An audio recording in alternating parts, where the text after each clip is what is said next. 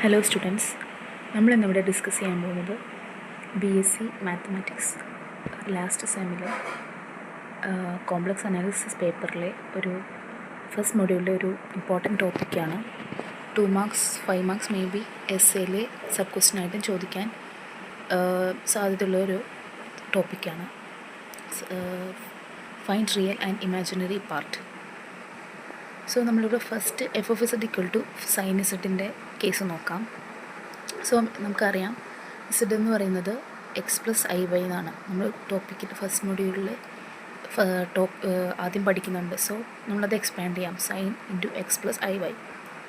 നമുക്കറിയാം sin a+b എന്ന് പറയുന്നത് sin a × cos b + cos a × sin b ആണെന്ന്. സോ അത് നമ്മളിവിടെ അപ്ലൈ ചെയ്ത് കൊടുക്കുമ്പോൾ sin x × cos iy + cos x × sin iy എന്ന് വരും.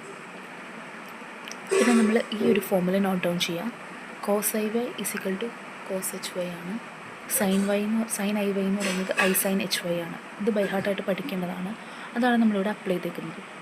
അതുകൊണ്ട് sin x × cos iy എന്ന് പറയുമ്പോൾ cos hy ആവും. So sin x × cos hy + cos x × sin iy എന്ന് പറയുന്നത് I sin hy എന്നും വരും.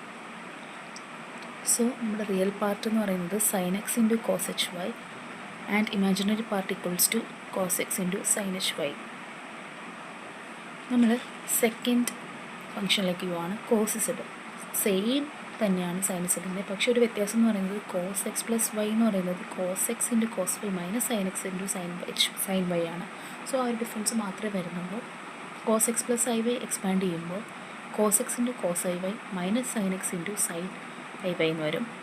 Then cos x × cos hy. നേരത്തെ നമ്മൾ പറഞ്ഞ പോലെ cos iy എന്ന് പറയുന്നത് cos hy യും sin iy എന്ന് പറയുന്നത് I sin hy എന്ന് പറയുന്നത് cos x × cos hy - sin x × I sin hy എന്ന് വരും.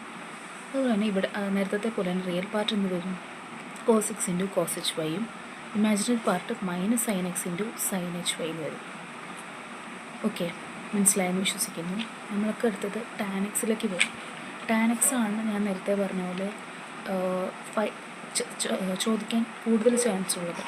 സോ നമുക്ക് tan x-ലേക്ക് വരും. tan x tan z = tan x + iy.